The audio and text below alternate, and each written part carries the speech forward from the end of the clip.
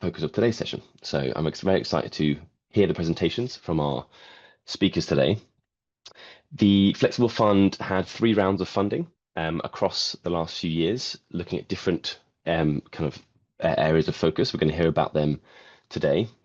They funded 13 projects, 6 of which have been completed, and 7 will be wrapped up by Easter next year. And I'm going to pop the link to the EDICa website where you can see which projects have been funded, so you can kind of dig into some of the information there. Today we have, as I say, you can see the speakers on the screen there. I think that's 5 speakers. Each will be speaking for 5 minutes, really kind of whistle-stop tour of their projects and what are the kind of practical implications of their work, which I'm really looking forward to. I'll be chairing, and there'll be a Q&A at the end. So if you have questions, please pop them in the Q&A as we go, and at the end I'll pick them out, and hopefully we'll also be able to hear from anyone who has questions. You can kind of maybe get your mic on. Thank you. Hopefully this Zoom will go. Zoom will go well. Often a lot of us are used to Teams, but we'll see. Hopefully we've got Lizzie on the technical side, so we're in good hands. I am going to hand over to our first speaker. Oh, sorry. I should say this session does not have BSL support. The other sessions within today's event do. For example, in the main room, but this one does not. So that's something to be aware of. If you do require closed captions, you can actually put them on in your Zooms. I think at the bottom there you'll be able to see kind of show captions button. So if you do need captions, please put them on. Yes, please see the link in the chat for some of our Flexible Fund posters. Lizzie just popped them in there. For those in person, please take some time in the break to go see them in the physical posters in the room itself, if you are there in person. Okay, next slide. Great. We're going to move on to Hadar Elraz. Hadar, I don't know if you want to introduce yourself and then kick off with our first presentation. I'll keep time, and looking forward to it. Thank you. So, hi, good morning, everybody.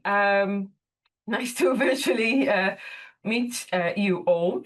My name is Hadar Elraz, and I led on a project titled Gender and Mental Health Conditions in UK Higher Education, Reorganizing Inclusion in Contemporary Academia, or attempting to, I shall say.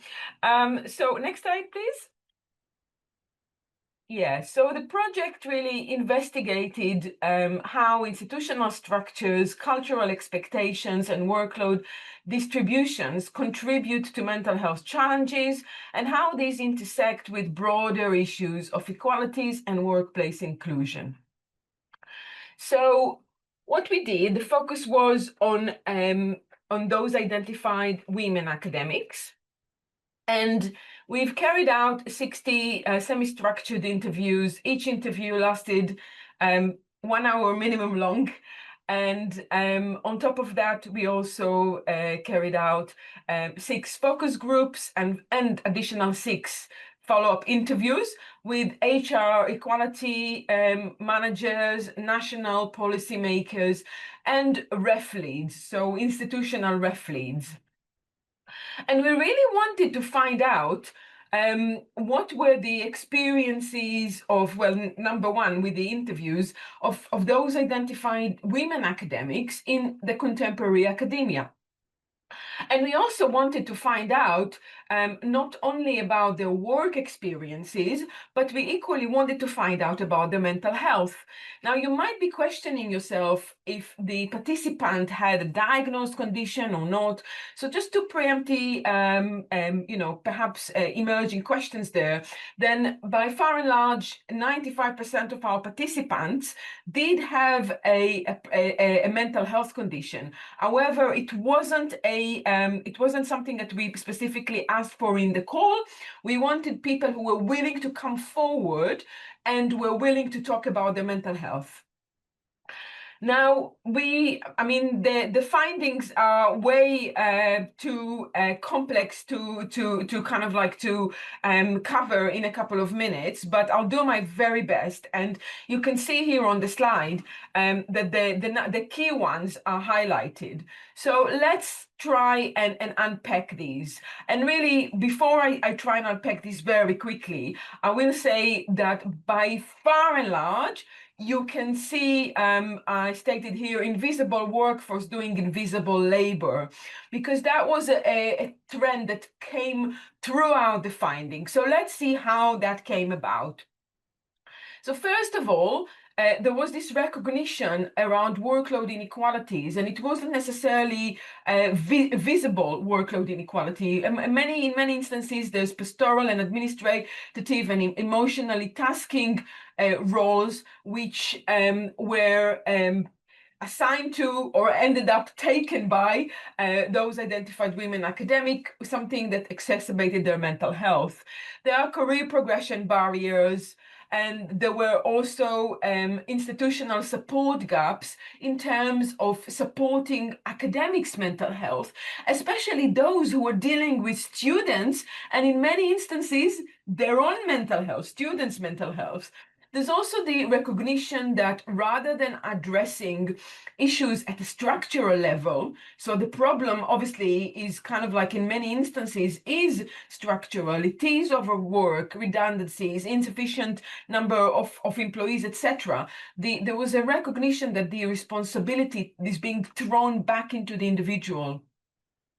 And ideal worker norms, which basically, expect an academic to be available 24/7 to their work and to perform unfettered by any other non-work conditions. That was something that felt was a factor in excluding employees who had experiences of mental health and more. And really, it's the accumulated effect of intersectionality. So being a woman, having mental health experiences. In many instances, our participants also had additional conditions like neurodiversity, being from a racial minority, having caring responsibilities also came across as a factor, as a disadvantaging factor, of course, and more. So if we can move to the final slide, please. And I'll wrap up very quickly now to stay on track with time. So really, we wanted to propose some practical changes to adopt, and really the broader suggestion is to kind of like make all the invisible labor visible by recognizing it in workload and promotion criteria. It's recognition of gendered workload as either alternative promotion criteria or something that need to be considered in terms of kind of like a more equitable workload in future. And if I move on to accumulating effect of intersectionality, then it's something that again needs to be recognized in terms of how additional different intersecting conditions can actually create extreme level of marginalization and how that disadvantages employees. And then structural causes of employees' mental health, so shifting the responsibility back onto the workplace and providing appropriate support. And we suggested some considerations there. And then really, in terms of insufficient support for mentoring and networking, then we really want workplaces to provide that support, and for women, and especially those with intersectional conditions in all career stages. So I'll end up here, and thank you for listening. Thanks, Hadar. Thank you so much. We're going to move on straight away to Fabio. I am going to keep time again, and as you know, Fabio, I'm going to turn up 30 seconds before the end of your time. So please crack on. Can you see me now? Yes, good. Hello, everyone. My name is Fabio from the University of Surrey, and I'm very excited to tell you about this project that was titled Breaking Barriers in Research Funding Application, where together with my colleagues Anna Firth, Noelia Noel, and Susan Hatton, we look at specifically narrative CV. This is a project we have done in collaboration with the San Francisco Declaration of Research Assessment, known as DORA, and the Daphne Jackson Trust. Then we go to the next slide. Yep, so a bit about the project. We have three main aims. The first one was to identify barriers and facilitators of researchers applying for funding. And we did 20 interviews with researchers from underrepresented backgrounds at different career stages. And we focus on the overall barriers when they write an application, but there was a specific part on narrative CVs. So half of our participants did have an experience on writing a narrative CVs, whereas the rest did not. So the barriers were specifically focusing on individual barriers, and something that has emerged and was relevant for our project was about language. And it's not about language as people having, for example, English as the second language, but how to communicate specific achievements in a specific way that is perceived successfully. So, and then external barriers were more referring to funders, and one of the main points that emerged was this mistrust in how reviewers might evaluate narrative CVs. Because language was really important, part of our project was focusing on examining the language that people use when they write narrative CVs. So we collected 27 CVs. They were then evaluated by 50 reviewers. So we look at different linguistic features, specifically one around like language related to leadership and language that emphasize achievements. That's what we usually call the agency kind of language. We're able to identify differences in how researchers from different underrepresented backgrounds might differ in the language they were using in their CVs, but also to see the association between specific features of the language and how reviewers evaluated the CV.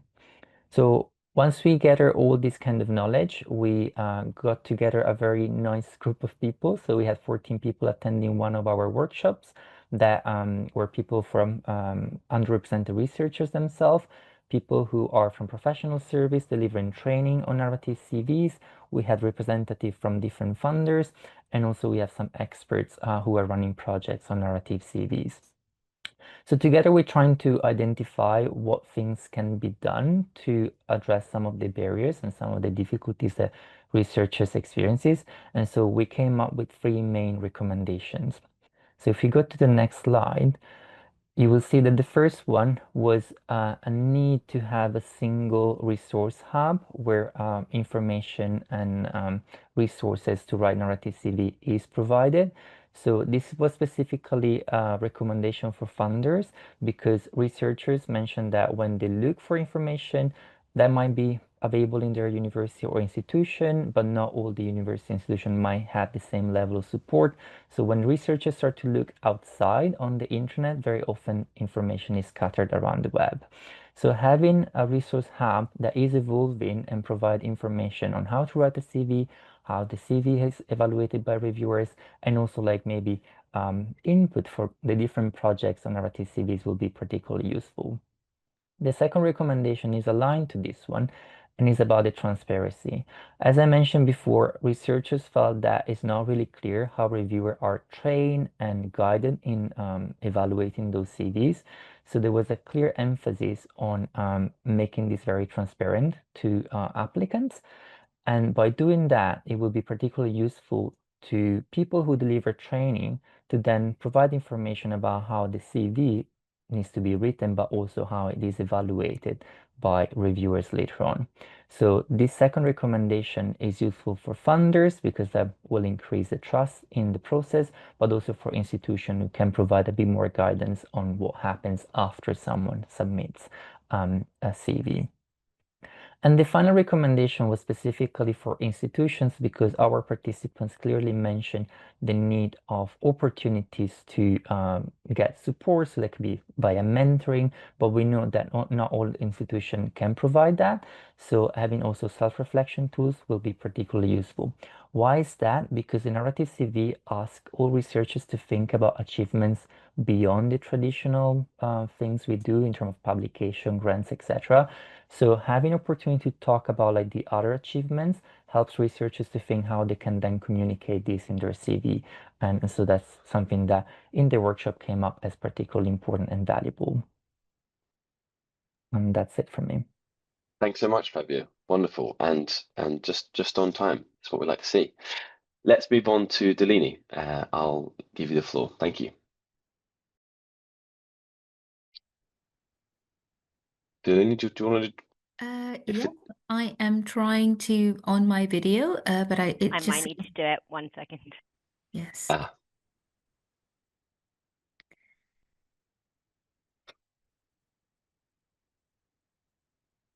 Right. Thank you very much. So our study in a collaboration, it's a collaboration between the University of Aston, Brunel, and Manchester Metropolitan University. So my colleagues, Elena Melio and Crystal Wilkinson, were also part of this project. So the three of us undertook a study on the work and career experiences of women who identified with mental health issues in STEM research and innovation.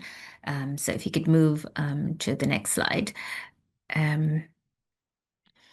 So what we did was we conducted one-to-one in-depth interviews with 30 women in various STEM research and innovation roles in both academia and industry. So the interviews ranged from 50 to 90 minutes. Most of them were around 90 minutes, to be honest. The aim of our study was to understand the lived experiences of mental health issues and, how these were navigated by women. So the data we collected, provided insights into how mental health issues were inscribed in the occupational context that people operated in, and how they were inextricably linked to ideal work norms, which prescribed or expected people to devote extremely long hours and achieve tangible, very ambitious targets in order to progress their careers. So most women were, very keen to progress their careers and, in the process of navigating ideal work norms in STEM in research and innovation and, obviously challenging gendered work cultures. Mental health issues were either triggered or existing mental health issues were exacerbated. So our findings also provided insights into perceptions of support structures, what kind of support that people found incredibly helpful and what support was not as helpful. As I said, the strategies that women adopted to navigate their careers amid mental health issues and the career implications of these. All right. So one of our key findings was really on the incompatibility between these ideal work expectations in STEM, which we call it disembodied, because it just it seems to imply that people are bodiless or mindless individuals, and the experience of mental health, the experience of mental health issues, and ideal work norms in STEM research and innovation. So we found, I think I'd like to draw attention to 4 strategies, particularly 4 strategies that women, undertook to navigate their careers amid mental health issues, and how they, in the process, right, how they contributed to upholding these ideal work expectations, right? So they did very little to challenge institutionalized structures and cultural expectations in their context. On the contrary, I mean, in order to maintain their careers, they contributed to working even harder and contributed to upholding these ideal work expectations, which shaped their experiences of mental health issues. So based on our findings, we provided a set of evidence-based guidelines for employers on how to support the careers of women who experience mental health issues in STEM research and innovation, and guidelines for employees on how to navigate their careers in the midst of mental health issues. We prepared a manual of career stories with 8 of the most represented cases and a case study on women and mental health issues in gendered workplaces. So we worked very closely with an advisory board and partner organizations from the very inception of the project, and we are continuing to do so to try to disseminate the findings of the study and identify pathways to impact, right? So the next slide, please. So just a couple of, with regard to what practical changes could organizations adopt, I've chosen a couple of things which, appeared very pertinent to our study. So our findings showed, how Our findings showed how long-standing ideal work expectations, right, which prescribe long hours and high performance expectations contribute to triggering mental health issues for women, right? And these were, normalized, and they were, embodied by women who, understood these as a natural. Although many organizations are addressing diversity, inclusion, and mental health, right, these disembodied features, ideal worker expectations, continue to be normalized, internalized, and perpetuated within work settings. So from this perspective, we say that organizational policymakers should reflect on the triggers of mental health issues and see if these can be addressed via workplace cultural changes. For example, by educating staff about the implications for well-being in the workplace, right? And then a study also found that many women were reluctant to disclose mental health issues within the workplace, especially when they were in early career, because they felt that they would be stigmatized for it and disadvantaged in career terms, right?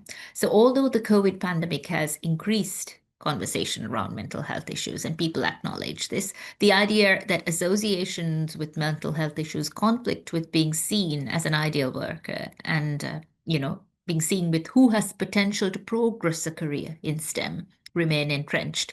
So from this perspective, again, we feel that organizational policymakers and career managers must take steps to foster cultural change, to challenge and transform the normative assumptions and beliefs that govern STEM workplaces.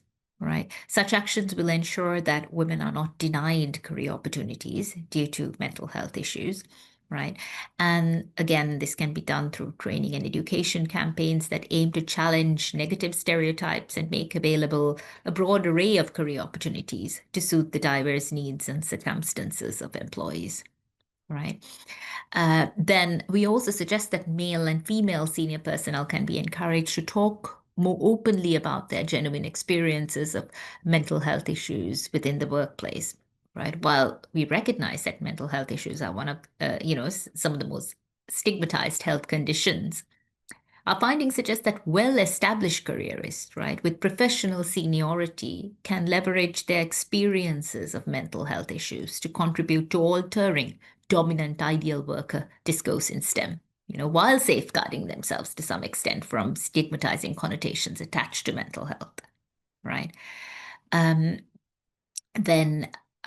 Finally, because we found that mobilizing formal and informal support structures were extremely helpful for individuals to align their, mind-body needs with, work in STEM. We suggest that organizations could especially offer more institutionalized support schemes for mental health difficulties for all of their employees, especially, employee resource groups were found particularly useful by women. Right. Thanks, Dulini. Wonderful. Right, let's move straight away to our next speaker. Nathaniel, please take it away. Yep. Hi, everyone. I'm Nathaniel Jones from the Centre for Equality Research and Brain Science at UCL. And I'm presenting a project entitled REPAIR, so Redesigned Equitable Processes for Inclusive Research Funding. This is a collaborative study, basically focused on structural inequalities in the way research funding is awarded, but specifically looking at sort of mapping out and understanding the current internal funding application processes and decision-making to identify where these problems might pop up. So essentially our efforts can be divided into kind of two levels of investigation. It's quite a broad project. So first, we're looking at investigating the internal structure of the funding selection process. So part of this has involved collaboration with facilitators and coordinators at our research coordination offices, with whom we've developed this sort of equity and inclusivity checklist, which is essentially a tool to assess and investigate current internal funding calls. And we're also launching a sort of a social network analysis soon to investigate patterns of nomination. And then we're looking at the lived experiences of researchers in navigating the funding process, making applications, receiving feedback, that kind of thing.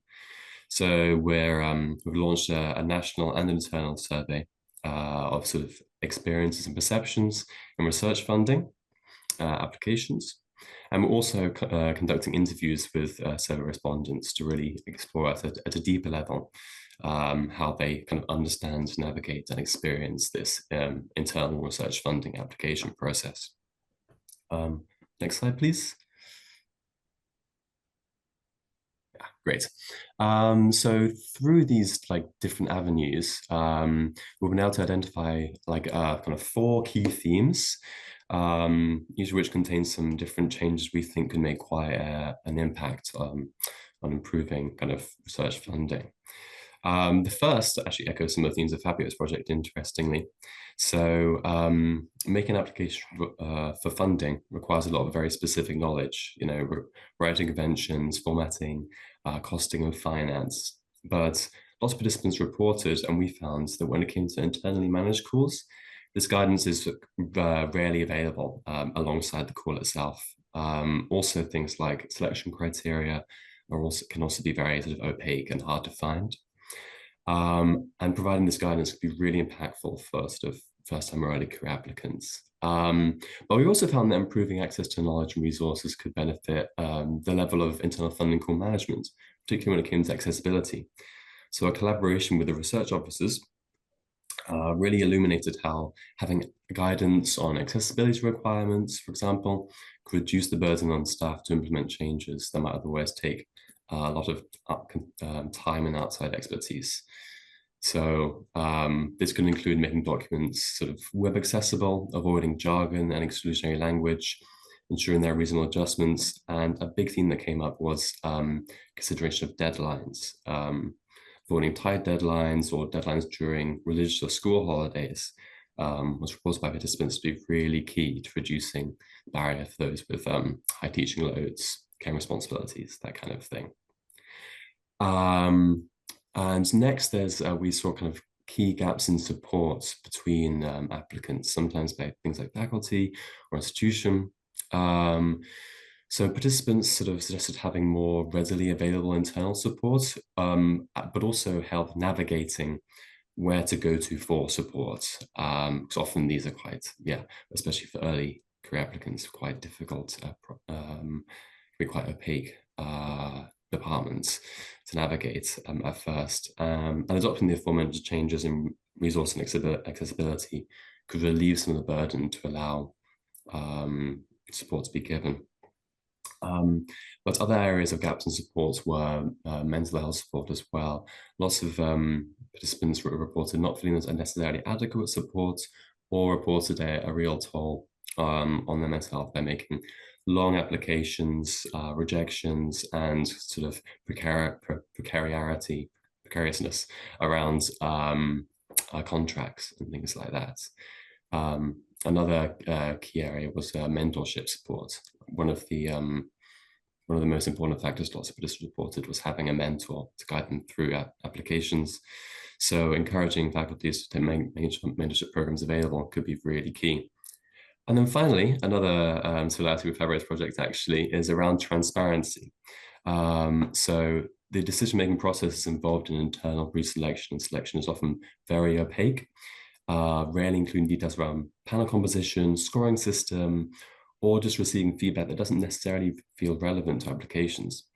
So some key changes that were suggested to us would be things like publishing scoring criteria, having early career researchers as observers and review panels, and including detailed feedback on each section of the application. And we think these could be really key to sort of demystifying the decision-making process and sort of, encouraging researchers along their careers. Thanks. Thanks so much, Nathaniel. That was great. Okay, wonderful. Let's move on to our final speaker, Beldina. Thank you.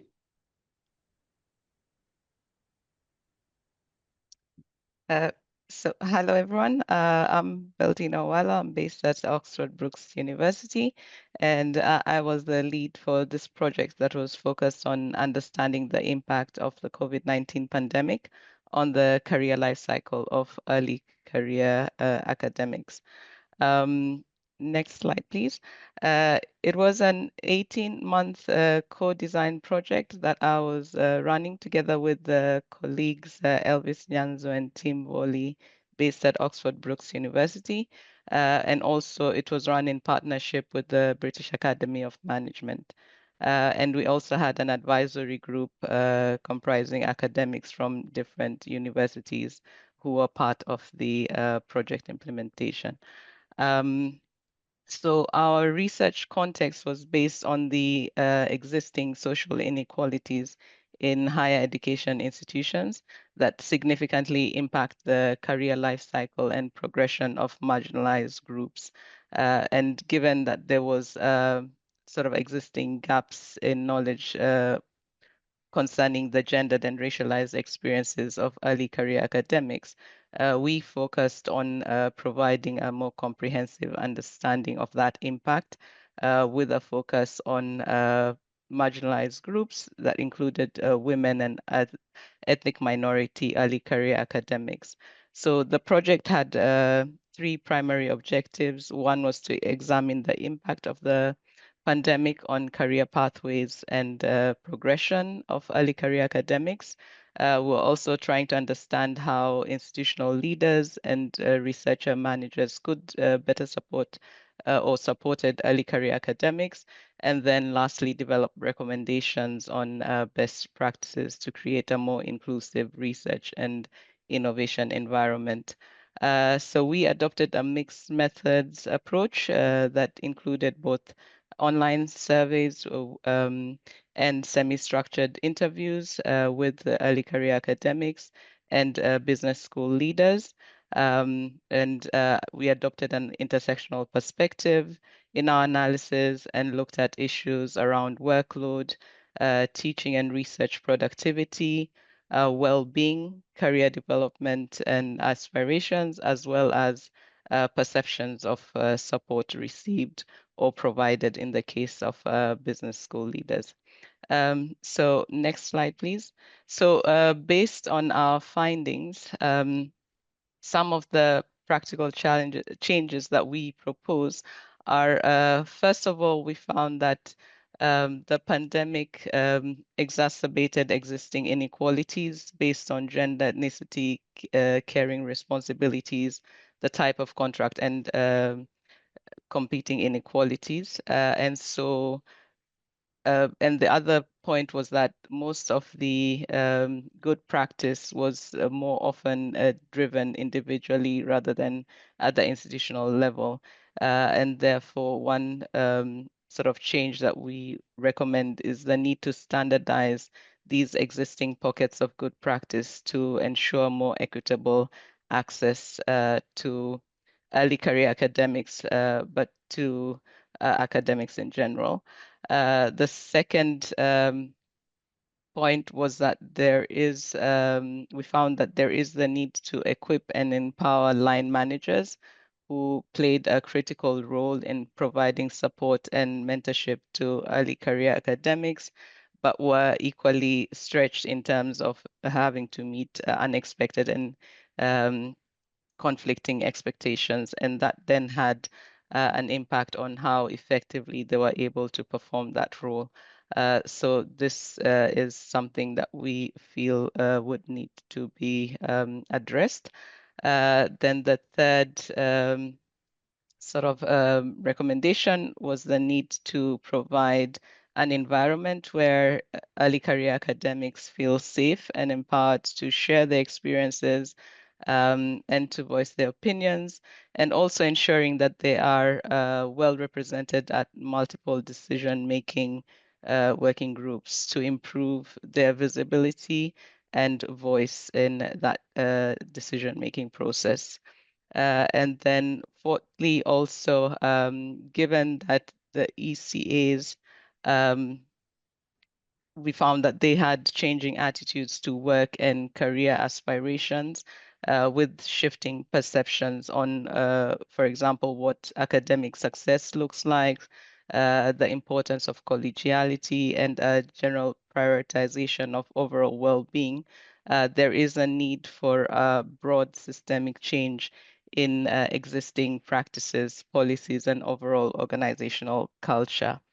And then lastly, given the limited resilience that existed to deal with the crisis, there's a need to develop institutional resilience by building a resilient culture, both at institution and individual level, to better develop ECA's capability in dealing with rising expectations and the constant crisis that the academic sector faces. So thank you for listening. Thanks so much, Beldina. Excellent. Okay, we've got just under 20 minutes for Q&A, and we have a bunch of questions already in the in the box there. If all our speakers, if they're happy to, please put your cameras on so we can see you when you answer some of these questions. We'll start from the top. We had one from Nikki for Dr. Elraz. Hadar, can you see the Q&A button down there? Yeah, great. Yeah, So I've seen it. Yeah, I'm happy to answer that. could you read it out, like, or answer like yeah, sure. Yeah, I'll read it out as well. So the question was, while not asked in the call, was there any analysis of the different types of mental health conditions with the 95%? Indeed, yes. So I'll give you an overview now. So we had let me just find it again. Yeah, there we go. We had 3/4 of the participants, so 75%, identified with conditions such as anxiety disorder, panic disorder, and on top of that, so some of them had more than one condition. At least half identified as having depression and low mood. And then the remaining had conditions, so that was the less frequent found in the cohort, such as PTSD and OCD. So these were less frequent conditions. And I'll just to give you a bit more on the data. 53 out of our 60 participants in the interviews also disclosed additional conditions, such as caring responsibilities, so caring for children, we had 20, caring for disabled partners and elderly parents, 7 of those, autism, 14, other neurodiverse conditions, 17, and then physical disability or health conditions, also 17. So I'll pause here. Thanks so much. Very thorough. Okay, second question was for Fabio. Fabio, can you see that question? I'll read it out for everyone's benefit. We know that we know that there's research in traditional CV review that shows favor bias for men, oftentimes arising from the different linguistic choices used to emphasize leadership and expertise. I'm wondering if you have any insights in terms of whether or not this is still a consideration when it comes to narrative CVs. Yes, so interestingly, in our study, so we have a very small sample of CVs, so we need to keep this in consideration. But actually, in our study, researchers who identify as women were more likely to use an agentic language and a cause-effect language. So they were actually emphasizing the achievements more than researchers identifying as men. Something I haven't mentioned is that we also check whether those researchers receive feedback before submitting their application. And we know that people who receive feedback actually then are evaluated better by the reviewers. So we need to think that we need to take that in consideration. So it might be that women in our sample might have received the feedback from their institution, the support, and that might have led to write in a more agentic way. But watch this space, because I know a colleague from Cambridge and also colleagues in the Netherlands who have a bigger pool of narrative CVs are going to do some linguistic analysis informed by our project. So we'll be able to have a more conclusive answers hopefully soon. Great, thank you. The next question we had was for Nathaniel. So it's on the Equitable Funding project. I wondered if they explored demand management as part of their internal funding review. This has arisen as a key area requiring focus for external funding. So I wondered if that was also the case internally. Yeah, that's a nice question. It's not something we actually explored extensively as like an explicit part of the project. Although whilst we were like reviewing internally managed calls and comparing them to a lot of the external funding calls, it became pretty clear that at least for UCL, a lot of the funding calls there, or the projects, were a lot more specific in scope than the much larger externally funded calls. So they might be kind of targeted at kind of research of a specific career stage, or yeah, or much more kind of targeted in what sort of research they were looking to fund. So it seems like, yeah, that perhaps it wasn't. And in our discussions with research coordination officers, they kind of describe that as a way to really kind of hone down on certain groups of researchers. We are focusing quite a bit currently in our interviews on the internal sort of pre-selection or triage stage that institutions do, where when selecting candidates for external funding, which I suppose is a really key part of kind of demand management for external funds. So hopefully that's something we'll have some kind of quite specific results on soon, at least how internal institutions are internally involved in demand management for larger external funds. Thanks, Nathaniel. There's a question for Beldina. I don't know if you've seen that in the Q&A there, Beldina, which is, was your research specifically exploring the experiences of business ECAs? I assume that means the discipline business, but I'm good to clarify. And also, what was your definition of the ECA? Yeah, so thanks for that question. So we did focus on, we were looking at institutions within the UK with a specific focus, I guess, on the business schools. And in terms of defining early career academics, we had a broad definition where we were looking at those who had started the process. So it included PhD students as well, and up to within 10 years of completing the PhD. So that was regardless of title. So typically in our sample, we had postdoctoral researchers, research fellows, lecturers, and senior lecturers within the participants. Yeah. Thank you. There's a question for Dulini's presentation, or for Dulini, which comes from Matter. So that's, given that senior staff sharing their own experiences can help shift norms, how might institutions encourage this without placing emotional labor or vulnerability expectations? Right. It's a bit of a difficult question. I think in our study, what we discovered is there were some individuals who had, made very significant inroads in their career. There was significant progression in the career, and they were, very willing to act as, change makers, and they were like very open, very willing to share all their experiences. So I would suggest that perhaps, you could work in collaboration with a few such individuals, and also more when in training line managers, etc. You could encourage people, if willing, without placing any, expectations on anybody, or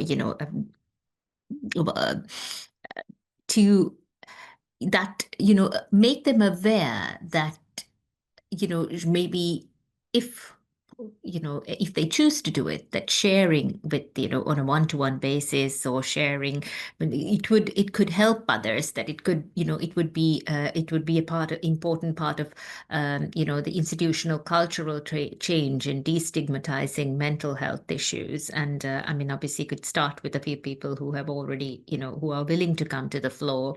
Create more spaces like employee resource group, women's groups, and things like that, where people can, share, in different ways, if in more safer spaces, if they feel possible. And I think one of the most things is that it is up to the institution to, sort of give the message to people, signal that sharing would not lead to, it would be a safe space to share, right? And that would that's a very complicated thing of how you signal that it is a safe space. I mean, they could be through cultural symbols, through leadership by example, to various means that you say that it will, you encourage people to share on a basis that it'll be a safe space to share. Right. Thanks, Dulini. If I just kind of follow up with a question I had to you myself, it's just, I thought it was really interesting. You talked about how the strategies used by women in these workspaces often upheld the ideal disembodied worker image. I wondered if you could go into some detail as to how that kind of happened, and what were those strategies which ultimately had that kind of perhaps unintended effect. Okay, so I think one of the key things, I would just explain it in lay terms. People continued to, continue to work quite intensively, despite amid mental health issues, or even when they returned back to work after, let's say, after some time, to recuperate from mental health issues, they continue. Most people, especially early and mid-careerists, they continue to sort of like prove themselves even more. That the time off hadn't, had any effect on their dedication towards work and everything. So they were overperforming to almost, compensate or to overcompensate for that little bit of time off. And, so they would disclose mental health issues if it's absolutely necessary, and continue to plunge through work and career. So I think that was one of the key things that people did. Whereas, I mean, there were some individuals, when they really needed to preempt, they would, sort of preempt work situations that would trigger it. But on the whole, already most early and mid-careerists, continued this pattern of work. Right. So I think that was the strategy of trying to, so almost prove to the organization that they're working even harder. And I mean, the issues like anxiety, for example, it was, people were anxious of, obviously, it seemed like one of these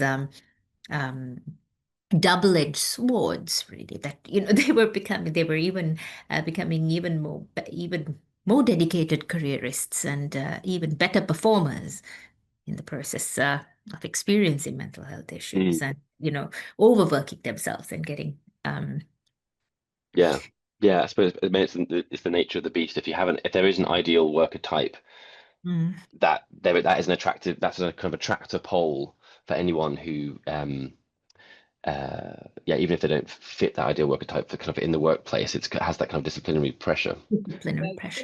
Yeah, just sorry. I know we are short of time. I'll just quickly to say that the ideal worker type came really strongly, perhaps unsurprisingly, also in the research that we carried out as well.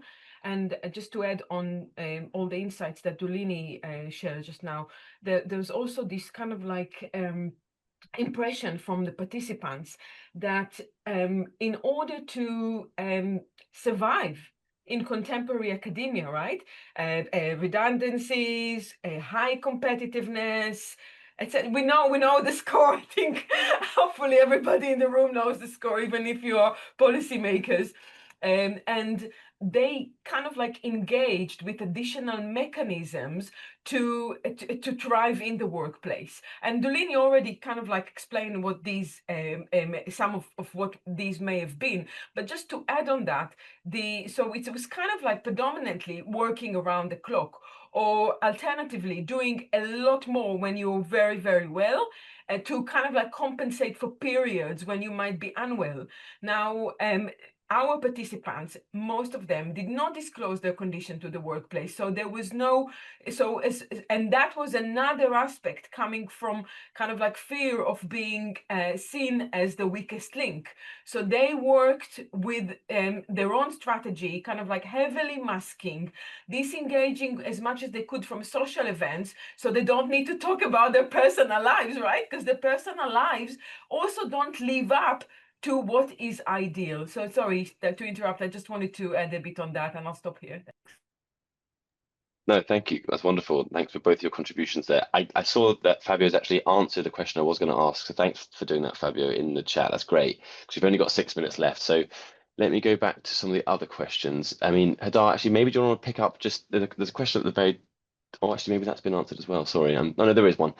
How can institutions embed the recognition of invisible labor? This is a question I had as well. Invisible labor is partly why it can get marginalized and become invisibilized, is because it seems like there's some kind of almost structural disposition to relying on it, but also not acknowledging it. So how do we actually bring that into the limelight? It's a very good question. So thank you for asking. Thank you for the person who raised that. So my impression is it's not there is no wonder wound, and there is no we won't be able to do it like instantly, and it's gonna probably be carried out in a number of stages. Stage one is acknowledging there is invisible labor happening. Stage two, perhaps accommodating for some of this currently what is invisible to make it visible in workloads. Stage three is potentially to also, or maybe equally with stage two, to provide a promotion criteria or recognition in promotion for this, what is currently is invisible labor and unrecognized labor. So it would have to be in stages, but at the moment we are in stage 0 where it is invisible. So we have to kind of like transform it to a visible state. Thank you. Okay, we still have a bunch of questions left. I wonder, so what I'll do maybe is I'll ask, there's a question from Fiona about to all presenters, which to what extent did you involve and co-produce research questions with research professionals in the research offices themselves? I know a lot of the co-research is done with, let's say, I mean, to use the term shop floor kind of research staff, but to what extent is it done with research offices? And while whoever wants to pick that up, please just jump in, but there are other questions in there. If it's directed at your presentation, maybe if you're not answering this question, if you wouldn't mind typing an answer, that'd be great. Who wants to jump in on this one? I can start if you want. So before submitting the proposal to EDICa, we had a chat with the research office in our institution, because we know that at the moment there is not much support because of like restructuring and stuff like that. So there are less people providing specific support about narrative CV. So we kind of like had a chat with them, and then we involved research professional in the process. They help us recruiting participants as well, and then in the final workshop they were invited to bring their own point of view. So the kind of recommendation I presented, they were co-created with the research office representatives as well.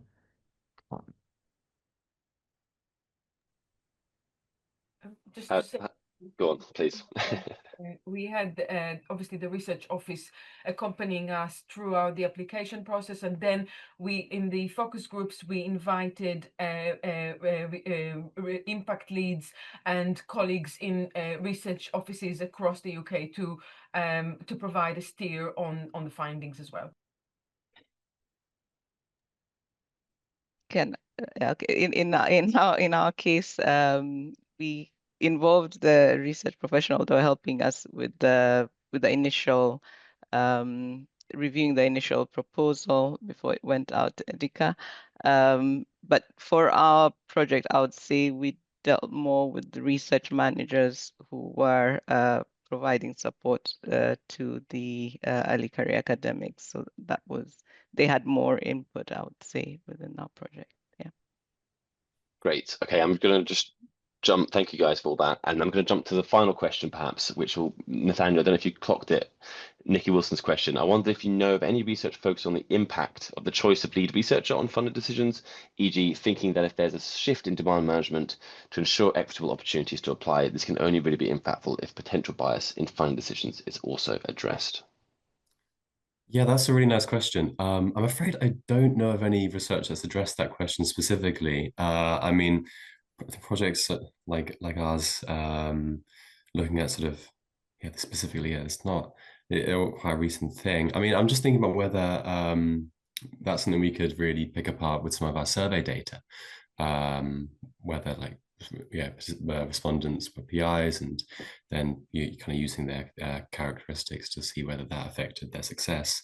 But sorry, I wish I could. I'm definitely going to go away and try and find some research on that, because that sounds pretty integral part of the question. Yeah, especially as demand management is becoming more important and being considered by sort of external and internal funders more and more. Great, thank you. We're just at time, so I want to say a big thank you to all of our speakers. Thanks so much for those insights, and broadly we kept to time, so that was very great. And thanks for the questions. Lots of those coming in. The next session, if you want to head back to the main room, if you're there in person, or there's a kind of remote option as well. Join us again at 1:15. Next session will be why the EDI caucus matters and what will UKRI do differently as a result, with a keynote from Professor Christopher Smith.